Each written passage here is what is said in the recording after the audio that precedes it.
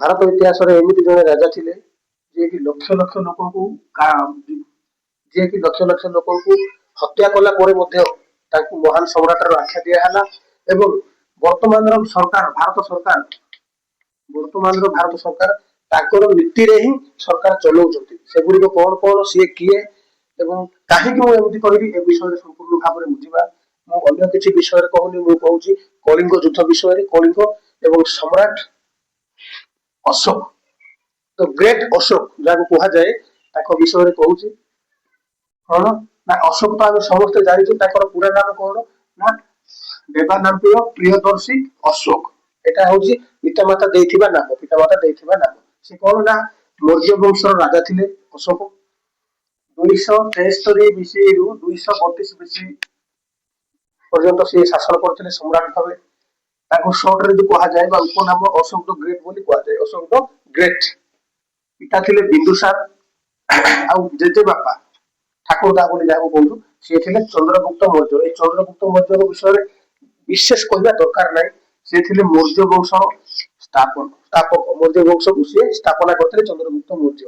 ଅଶୋକଙ୍କର ମା ଯିଏ ଥିଲା, ତାଙ୍କର ମାଙ୍କର ନାଁ ଇତିହାସବିତ୍ ମାନେ ଦୁଇ ପ୍ରକାରରେ କହନ୍ତି। ଦୁଇ ପ୍ରକାରରେ କଣ ନା, କେହି ଧର୍ମା ବୋଲି କୁହନ୍ତି, ଆଉ କେହି ସୁଭଦ୍ରାଙ୍ଗୀ ବୋଲି କହନ୍ତି। କାହାକୁ? ଅଶୋକର ମାଙ୍କୁ। ପତ୍ନୀ ଥିଲେ ବିଦିଶାର। ଯେମିତି ମାଙ୍କ ନାଁରେ ଦୁଇଟି ନାଁ ଧରି ଇତିହାସବିତ୍ ମାନେ କନଫ୍ୟୁଜ କରଉଛନ୍ତି, ପତ୍ନୀଙ୍କର ନାଁ ମଧ୍ୟ ସେମିତି କନଫ୍ୟୁଜରେ ଅଛି, ସନ୍ଦେହରେ ଅଛି। କେହି କହୁଛନ୍ତି ବିଦିଶା, କେହି କହୁଛନ୍ତି କାରୁବାକି। ଇଏ ଥିଲେ ବୌଦ୍ଧ ଧର୍ମୀ। ଇଏ ଥିଲେ ବୌଦ୍ଧ ଧର୍ମୀ। ତାଙ୍କର ପୁତ୍ର, ଗୋଟିଏ ପୁଅ ଗୋଟିଏ ଝିଅ। ପୁତ୍ର ହଉଛି ମହେନ୍ଦ୍ର ଆଉ ଝିଅ ହଉଛି ସଂଘମିତ୍ରା। ମହେନ୍ଦ୍ର ଆଉ ସଂଘମିତ୍ରା ଏମାନେ ସମ୍ରାଟର ପୁଅ ଝିଅ ହେଲେ ମଧ୍ୟ ଏମାନେ ପରେ କଣ କଲେ ନା ବୌଦ୍ଧ ଧର୍ମର ପ୍ରଚାର ପ୍ରସାର କରିବାକୁ ଲାଗିଲେ। ଏବଂ ସମ୍ପୂର୍ଣ୍ଣ ପରିବାର ଧାର୍ମିକ ହେଇଗଲା। କିନ୍ତୁ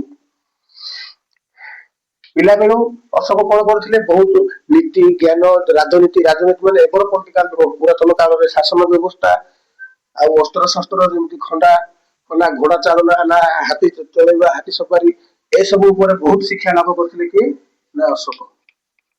ବହୁତ ଶିକ୍ଷା ଲାଭ କରିଥିଲେ। ଉଚ୍ଚ କୋଟିର ଜଣେ ସେ ଯୋଦ୍ଧା ଥିଲେ। ଉଚ୍ଚ କୋଟିର ଯୋଦ୍ଧା। ତାଙ୍କର ଚକ୍ରବର୍ତ୍ତୀ ସମ୍ରାଟ ତାଙ୍କର ଜେଜେବାପା, ତାଙ୍କର ବାପା, ସେ ମଧ୍ୟ ସମ୍ରାଟ। ଶାସନ ବ୍ୟବସ୍ଥା କଣ, ତାଙ୍କର ରାଜଧାନୀ ଥିଲା ପାଟଳିପୁତ୍ର। ଏବେ ଯାହାକୁ ପାଟନା ବୋଲି କହୁଛୁ, ବିହାରର ରାଜଧାନୀ ଏବେ ଯୋଉଟା ପାଟନା, ବିହାର। ସେ ପାଟନା ପୂର୍ବରୁ ଥିଲା ପାଟଳିପୁତ୍ର। ତାଙ୍କର ଥିଲା ରାଜଧାନୀ ବିହାର। ଏଇଟା କୁହାଯାଉଛି ଅଖଣ୍ଡ ଭାରତ। ଅଖଣ୍ଡ ଭାରତର କନସେପ୍ଟ କଥା ମୁଁ କହୁଛି। ଅଖଣ୍ଡ ଭାରତ। ଏବେ ଭାରତକୁ ଭାଗ ହେଇଯାଇଛି, 4-5ଟି ଅନ୍ୟ ଦେଶ କରି ହେଇଯାଇଛି। ଗୋଟେ ହେଲା ଆଫଗାନିସ୍ତାନ, ଗୋଟେ ହେଲା ପାକିସ୍ତାନ, ଗୋଟେ ହେଲା ବାଂଲାଦେଶ ଏବଂ ଭାରତ। 4ଟା ହେଇଯାଇଛି। କିନ୍ତୁ ସେ ସମୟରେ ଏସବୁ ଗୋଟିଏ ଭାରତର ଅଂଶ ହିଁ ଥିଲା। ଭାରତ ଯଦି ହଉଛି ମା, ଏସବୁ ତାଙ୍କର ଛୁଆ, ତାଙ୍କର ଅଂଶ ଗୁଡିକ ଏମାନେ। ତ ମୁଁ ସେ ଅଖଣ୍ଡ ଭାରତର କଥା କହୁଛି।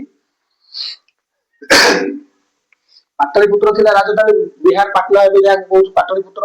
ତ କଳିଙ୍ଗ ଯୁଦ୍ଧ ଯୋଉ ହଉଛି, ଏଠି ଶାସନ ଉପରେ ହିଁ ନାହିଁ କଳିଙ୍ଗ ଯୁଦ୍ଧ ହଉଛି। କଳିଙ୍ଗ ଯୁଦ୍ଧଟା ଆସୁଛି କେମିତି ନା, ତାଙ୍କର ଯୋଉ ରାଜ୍ୟ ଥିଲା ଅଖଣ୍ଡ ଭାରତ, ଏତେ ବଡ ରାଜ୍ୟକୁ ଏକା ତ ଶାସନ କରିପାରିବେନି। ଏକା ଶାସନ ମାନେ କଣ, ଶାସନ ଜଣେ କରିବେ କିନ୍ତୁ ସବୁ କ୍ଷେତ୍ରରେ ପରିଦର୍ଶନ କରିପାରିବେନି। ତେଣୁ ସେ 4ଟା ପ୍ରାନ୍ତରେ ଭାଗ କରିଥିଲେ। 4ଟା ପ୍ରାନ୍ତ କଣ ନା, ଗୋଟେ ହେଲା ତକ୍ଷଶିଳା, ଗୋଟେ ହେଲା ଉଜ୍ଜୟିନୀ, ଗୋଟେ ହେଲା କଳିଙ୍ଗ ବା ତୋଷାଳୀ ଯାହାକୁ କୁହାଯାଉଥିଲା।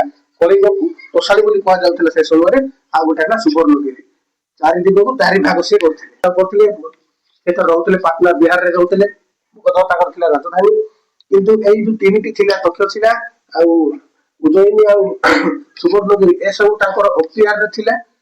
ସେ ସମୟରେ ସେ ଅନ୍ୟ ରାଜା ମାନଙ୍କୁ, ମାନେ ଛୋଟ ଛୋଟ ରାଜକୁମାର ମାନଙ୍କୁ, ଛୋଟ ମାନେ କଣ, ତାଙ୍କ ଠାରୁ ପଦରେ ଦେଇଥିଲେ। ସମ୍ରାଟ ଯିଏ, ସମ୍ରାଟ ହଉଛି ସମସ୍ତଙ୍କ ଠାରୁ ଶ୍ରେଷ୍ଠ।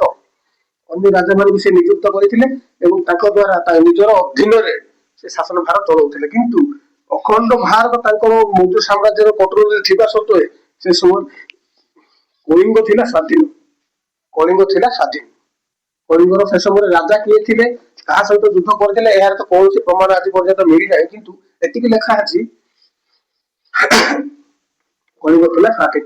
ତ ବଙ୍ଗୋପସାଗରର ସମ୍ପୂର୍ଣ୍ଣ ଅତି ନିକଟରେ ଥିବା କଣ, ବହୁତ ଗୁଡିଏ ରାଜ୍ୟ ଅଛି, କିନ୍ତୁ ମଗଧରୁ କଳିଙ୍ଗ ମାଧ୍ୟମ ଦେଇ ବଙ୍ଗୋପସାଗରରେ ବାଣିଜ୍ୟ ବ୍ୟବସାୟ କରିବା ଯେକୌଣସି କାର୍ଯ୍ୟ କରିବା ସୁବିଧା ହେଉଥିଲା, କିନ୍ତୁ କଳିଙ୍ଗ ତାଙ୍କର ଅକ୍ତିଆରରେ ନଥିଲା। ତ ଏ ବିଷୟରେ ଆଗକୁ ଆଲୋଚନା କରିବା। ଯେ ଶାସନ କରିବା ପାଇଁ ଯୋଉ ଶ୍ରେଣୀ ରଖିଥିଲେ, ଶ୍ରେଣୀ ମାନେ କଣ?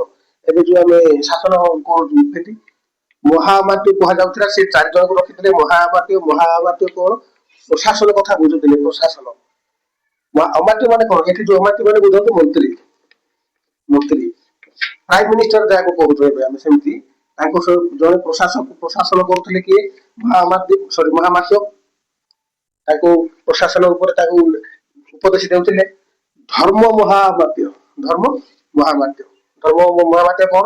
ନା ଧର୍ମ, ନୀତି ଆଉ ଜନ କଲ୍ୟାଣ। ଏଠି ଗୋଟେ କୋଶ୍ଚିନ୍ ଆପଣ ମାନଙ୍କ ମନକୁ ନିହାତି ଆସିଥିବ, ଜନ କଲ୍ୟାଣ କଣ? ହଁ, ଜନ କଲ୍ୟାଣ ସବୁ ବି କରୁଥିଲି। ନୀତି ଆଉ ଧର୍ମ, ଏଠି ଧର୍ମ ସେ ତ କ୍ରୁର ଶାସକ ଥିଲେ ନା। ଏଇ ଧର୍ମ ବିଷୟରେ କୁହାଯାଉଛି ଏଠି କଣ? ଯେ ସବୁ ଧର୍ମକୁ ସମ୍ମାନ ଦେଉଥିଲେ, ସମାନ ଭାବରେ ଦେଖୁଥିଲେ। ଧର୍ମ ଭେଦଭାବ ତାଙ୍କ ମନରେ ନଥିଲା। ଅମାତ୍ୟ ଆଉ ଜଣେ ମନ୍ତ୍ରୀ ଥିଲେ, ସେ କଣ? ନା ରାଜସ୍ୱ ଆଉ ଆଇନ ଆଣୁଥିଲେ। ରାଜସ୍ୱ କଣ? ରାଜସ୍ୱ ଉପରେ ଆସେ ଖଜଣା ବା କର, ଟାକ୍ସ ଜମି କର ଦେବାକୁ ପଡୁଥିଲା ସେ ସମୟରେ।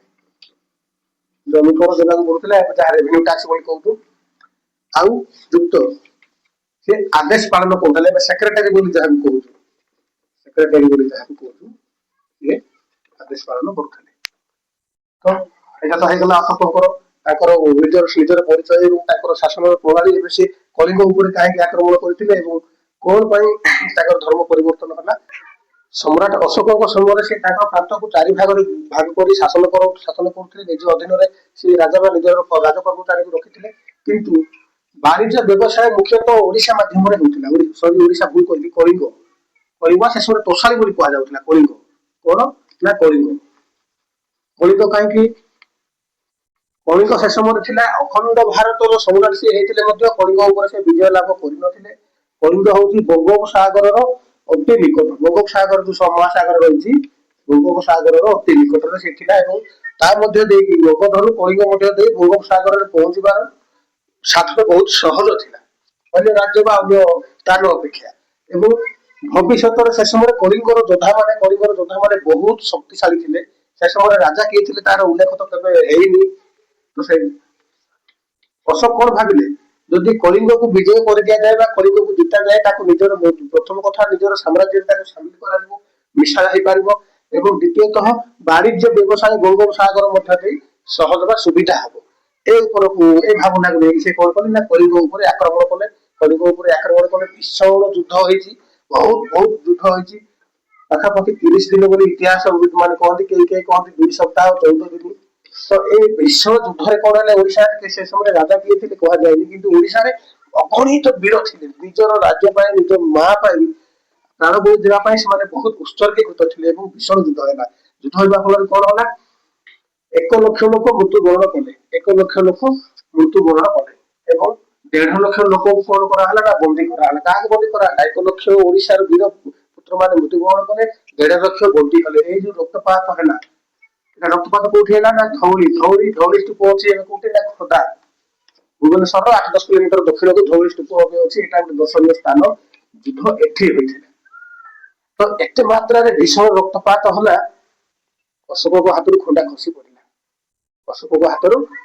ପଡିଲା। ଏଥିରେ ଆଉ ଗୋଟେ ମଧ୍ୟ ମୁଖ୍ୟ ବିଷୟ ଅଛି କଣ, ତାଙ୍କ ସ୍ତ୍ରୀ ଯିଏ ଥିଲେ, ସିଏ ଥିଲେ ଆଗରୁ ହିଁ ଯିଏ ବୌଦ୍ଧ ଧର୍ମାବଲମ୍ବୀ ଥିଲେ। ବୌଦ୍ଧ ଧର୍ମ ମାନେ କଣ? ଅହିଂସା ପରମ ଧର୍ମ ତାଙ୍କର, ଅହିଂସା। ସେ ସଦାବେଳେ ଅଶୋକକୁ କହୁଥିଲେ ଅହିଂସାରେ ଚାଲ, ଅହିଂସା। କିନ୍ତୁ ରାଜ୍ୟକୁ ବତେଇବା ପାଇଁ ଅଶୋକ କଣ କରୁଥିଲେ, ସଦାବେଳେ ହିଂସା ବା ଶାସନ ମାନେ ହିଁ ହିଂସା। ସେ ସମୟର କଥା କହୁଛି, ବର୍ତ୍ତମାନ କଥା ନୁହଁ। ହିଂସା, ରାଜ୍ୟ ଶାସନ ମାନେ ହିଂସା। ତ ତାଙ୍କର ସ୍ତ୍ରୀ ସଦାବେଳେ ଯୋଉ କଥା କହୁଥିଲେ ଅହିଂସା, ସେ କହୁଥିଲେ ନା ଜଣଙ୍କର ଜୀବନର ମୂଲ୍ୟ ଆପଣ ବୁଝିଛନ୍ତି କି? ତ ଏଇ ଯୋଉ 1 ଲକ୍ଷ ଲୋକ ମୃତ୍ୟୁ ବରଣ କଲେ, ହଠାତ୍ ତାଙ୍କ ସ୍ତ୍ରୀଙ୍କର କଥା ତାଙ୍କ କାନରେ ବାଜିଲା, ମନେ ପଡିଲା। ସେ ମନେ ପକେଇଲେ, କଣ ହେଲା, ତାଙ୍କ ହାତରୁ ତରବାରୀ ଖସି ପଡିଲା। ଖସି ପଡିବା ସଙ୍ଗେ ସଙ୍ଗେ ସେ ଘୋଷଣା କଲେ, ଆଜିଠାରୁ ଅଶୋକ ଆଉ ଜୀବନରେ ଯୁଦ୍ଧ କରିବ ନାହିଁ ଏବଂ ଅହିଂସା ଧର୍ମକୁ ମାନିକି ଚଳିବ। ଯୁଦ୍ଧ ବନ୍ଦ ହେଲା। ଅବଶ୍ୟ ଅଶୋକ ଜିତିଗଲେ, କିନ୍ତୁ ଜିତିଗଲା ପରେ ସେ କଣ କରିଥାନ୍ତେ ନା ଓଡିଶା ବା କଳିଙ୍ଗ ଉପରେ ଭୀଷଣ ଅତ୍ୟାଚାର କରିପାରିଥାନ୍ତେ, କିନ୍ତୁ ତାଙ୍କର ଧାର୍ମିକ ପରିବର୍ତ୍ତନ, ଧର୍ମ ଅର୍ଥ କଣ? ଆତ୍ମାର ପରିବର୍ତ୍ତନ ହେଇଗଲା, ଧାର୍ମିକ ପରିବର୍ତ୍ତନ ହେଲା, ଯାହା ଫଳରେ ସେ ବୌଦ୍ଧ ଧର୍ମ ଗ୍ରହଣ କଲେ। ବୌଦ୍ଧ ଧର୍ମ ଗ୍ରହଣ କଲେ ଏବଂ ଏଠି ଇତିହାସକାର ମାନେ କହନ୍ତି, ଏଟା ମୁଁ କହୁନି ବା କହୁଛି ବହି କହୁନି, ଇତିହାସକାର ମାନେ ଯୋଉ କହନ୍ତି କଳିଙ୍ଗ ଯୁଦ୍ଧ ପରେ ସେ ସମ୍ରାଟ ରହିଲେ ସତ, ମୃତ୍ୟୁ ପର୍ଯ୍ୟନ୍ତ ସେ ସମ୍ରାଟ ରହିଲେ, ଅଖଣ୍ଡ ଭାରତର ସମ୍ରାଟ ରହିଲେ, କିନ୍ତୁ ଦିନକ ସକାଳେ ସେ ସିଂହାସନରେ ବସି ନାହାନ୍ତି। ସେ ଭାବୁଥିଲେ ଏ ସିଂହାସନ ଆଉ ଏ ରାଜ୍ୟ ପାଇଁ ହିଁ ମୁଁ ଏତେ ବଡ ନର ସଂହାର କଲି। ସେ ଜଣେ କ୍ରୁର ବା ନିଷ୍ଠୁର ଥିଲେ, କିନ୍ତୁ ଯୁଦ୍ଧ ପରେ ସେ ବୌଦ୍ଧ ଧର୍ମ ଗ୍ରହଣ କଲେ, ଅହିଂସା ମାର୍ଗରେ ଚାଲିଲେ, ରାସ୍ତା ତିଆରି କଲେ, ଚିକିତ୍ସାଳୟ ତିଆରି କଲେ, ଶିଳ୍ପ ଆଉ ବିଦ୍ୟାଳୟ ମାନେ କଣ ଗୁରୁକୁଳ, ସେ ସମୟରେ ଯୋଉ ଗୁରୁକୁଳ ଥିଲା ସେଠି ଧର୍ମ କାହାକୁ ବାଧ୍ୟତା ନାହିଁ, କିଏ ଯିଏ ଯେକୌଣସି ଧର୍ମ ନେଉଛି ନେଉ, ଯେକୌଣସି ଧର୍ମର ଅନୁସରଣ କରୁ, କିନ୍ତୁ ଧାର୍ମିକ ଭାବନା ସମସ୍ତଙ୍କ ମନରେ ସେ ରଖିବା ପାଇଁ ଚେଷ୍ଟା କଲେ। ଅଶୋକ ଚକ୍ର କଣ? ଭାରତର ସର୍ବୋଚ୍ଚ ସେନା ସମ୍ମାନ ଅଶୋକ ଚକ୍ର, ଆଉ ଭାରତର ରାଷ୍ଟ୍ର ଚିହ୍ନ ମଧ୍ୟ, ସଂଘ ରାଷ୍ଟ୍ର ଚିହ୍ନ ମଧ୍ୟ କଣ? ଏଇ ରାଷ୍ଟ୍ର ଚିହ୍ନ।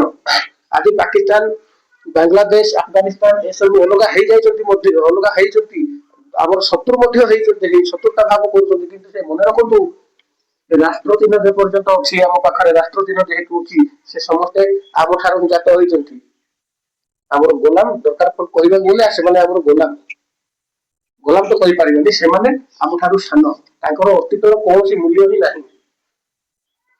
ତ ସଂଘ ରାଷ୍ଟ୍ର, ଭାରତ ସଂଘ ରାଷ୍ଟ୍ର ଚିହ୍ନ କଣ? ନା ଅଶୋକ ଚକ୍ର। ଏଇଟା କଣ ପାଇଁ ଦିଆଯାଏ? ନା ଅହିଂସା, ଧର୍ମ ଆଉ ନ୍ୟାୟର ପ୍ରତୀକ। ଏଠି ଗୋଟେ କଥା କଣ ନା ଅହିଂସା, ସେନା ସହିତ ଅହିଂସା ତ ହୁଏନି, ନା ସେମିତି ନୁହଁ। ଯୁଦ୍ଧ କରିବା ସମୟରେ ସର୍ବଶ୍ରେଷ୍ଠ କୃତି, ଶ୍ରେଷ୍ଠ କୃତି ପାଇଁ ଯୋଉ ମିଳେ ସେଟା ପରମବୀର ଚକ୍ର, ସିଏ ଅଲଗା। ଏବଂ ଯୁଦ୍ଧ ସମୟରେ ମଧ୍ୟ ଯଦି ଆପଣ ଅହିଂସା ଧର୍ମ ପାଳନ କଲେ, ମନେ କରନ୍ତୁ ଆମର ଭାରତୀୟ ସେନା ଏବଂ ଆତଙ୍କବାଦୀ ମାନଙ୍କ ମଧ୍ୟରେ ଯୁଦ୍ଧ ହଉଛି, ସେ ସମୟରେ ଯଦି ଯୁଦ୍ଧରେ ଶ୍ରେଷ୍ଠ କୃତି ଦେଖେଇଲେ ତାହେଲେ ପରମବୀର ଚକ୍ର ମିଳିବ। କିନ୍ତୁ ଯଦି ଯୁଦ୍ଧ ସମୟରେ ମଧ୍ୟ ଜଣେ ସାଧାରଣ ଲୋକଙ୍କର ଜୀବନ ବଞ୍ଚେଇଲା କୌଣସି ସେନା, ତାକୁ ମିଳିବ ଅଶୋକ ଚକ୍ର, ତାକୁ ମିଳିବ ଅଶୋକ ଚକ୍ର, ତାକୁ ମିଳିବ। ତାଙ୍କ ହୃଦୟ 232 ବିସିରେ ସେ 71-72 ବର୍ଷ ବୟସରେ ଅଶୋକ ମୃତ୍ୟୁବରଣ କରିଥିଲେ। ଏବଂ ତାଙ୍କ ପରେ ଇତିହାସକାରଙ୍କ ମତରେ ଦଶରଥ ମୌର୍ଯ୍ୟ ନାମରେ ଜଣେ ରାଜା ହେଇଥିଲେ, ଏବଂ ସେ ତାପରେ ଯେତେ ରାଜା ହେଲେ ମୌର୍ଯ୍ୟ ବଂଶରେ ସେମାନେ ସବୁ ଦୁର୍ବଳ, ଅଶୋକଙ୍କ ପରି ନୁହେଁ। ଅଶୋକ ହଉଛନ୍ତି ସର୍ବଶ୍ରେଷ୍ଠ ସମ୍ରାଟ ମୌର୍ଯ୍ୟ ବଂଶର, ମୌର୍ଯ୍ୟ ସାମ୍ରାଜ୍ୟର। ଶିଳାଲେଖ କୋଉଠି, ଶିଳାଲେଖ ଆଉ ସ୍ତମ୍ଭଲେଖ ଯୋଉ ଅଛି କଣ ନା ତାଙ୍କର ଭାଷା ପ୍ରାକୃତ ଆଉ ବ୍ରାହ୍ମୀ ଲିପିରେ ଲେଖା ହେଇଛି। କୋଉଠି ନା ଧଉଳିରେ, ଗିଲାନ ଆଉ ସାରନାଥରେ ଅଛି। ଆଉ ମୁଁ ଯୋଉ କହିଲି ଭାରତ ସରକାର ବା ଭାରତୀୟ ଶାସନ ପ୍ରଣାଳୀ ଏବେ ଯୋଉ ଅଛି, ଏଟା ଅଧାରୁ ଅଧିକ କୋଉଠିର ନା ଅଶୋକଙ୍କର ଶାସନ ପ୍ରଣାଳୀରୁ ଅଣାଯାଇଛି। ନ୍ୟାୟ ତ ସବୁ ଦେଶରେ, ସବୁ ସମ୍ବିଧାନରେ, ସବୁଥିରେ ନ୍ୟାୟ ଅଛି। ମୃତ୍ୟୁ ପୂର୍ବରୁ 3 ଦିନ ସମୟ ଦିଆଯାଏ କାହାକୁ? ସେ ସମୟରେ ମଧ୍ୟ ଯୁଦ୍ଧରେ ବନ୍ଦୀ କରା ହଉଥିଲା, ଅପରାଧ ହଉଥିଲା, ବନ୍ଦୀ କରୁଥିଲେ, ମୃତ୍ୟୁଦଣ୍ଡ ଦିଆଯାଉଥିଲା, କିନ୍ତୁ ମୃତ୍ୟୁ ପୂର୍ବରୁ 3 ଦିନ ସମୟ କିଏ ଦଉଥିଲେ? ନା ଅଶୋକ ଦଉଥିଲେ, ସମ୍ରାଟ ଅଶୋକ ଦଉଥିଲେ ସେଇ କଏଦୀକୁ ବା ସେ ବନ୍ଦୀକୁ ବା ଅପରାଧୀକୁ। ଏଇଟା ଏବେ ଯୋଉ କୁହାଯାଏ 24 ଘଣ୍ଟା ପୂର୍ବରୁ ଯୋଉ ଫାଶୀ ପାଇବା ଅପରାଧୀ ମାନଙ୍କୁ ପଚରା ଯାଉଛି କଣ ନା ଆପଣଙ୍କର ଶେଷ ଇଚ୍ଛା କଣ?